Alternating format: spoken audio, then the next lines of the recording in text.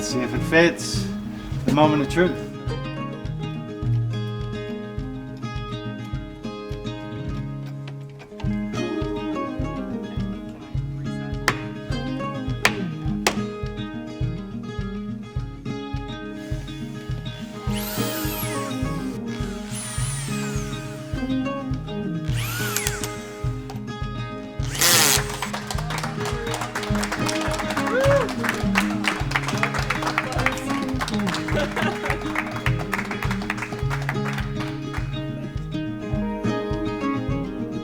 Hello everybody.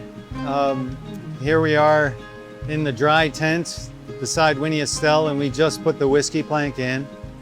We want to tell you about the tradition of the whiskey plank. It goes back many moons, where the builders put the last plank inside the hull and celebrate with a shot of whiskey. So it's known as the whiskey plank.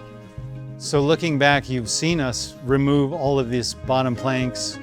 We've taken the entire keel out of the boat and the hard chine replacement as well. And now we're able to celebrate the end of putting any more planks in this boat. This is the final plank that closes up the shutter.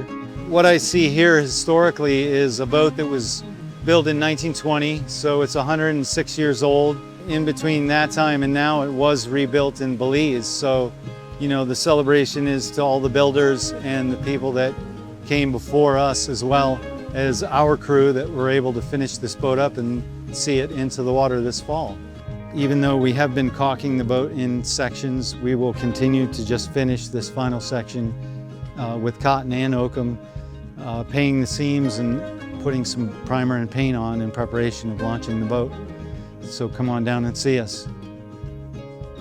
Here's to the builders, to all the carpenters in between them and us that rebuilt this fine vessel. And here's to a new contract on life for Winnie Estelle. That's right. Cheers.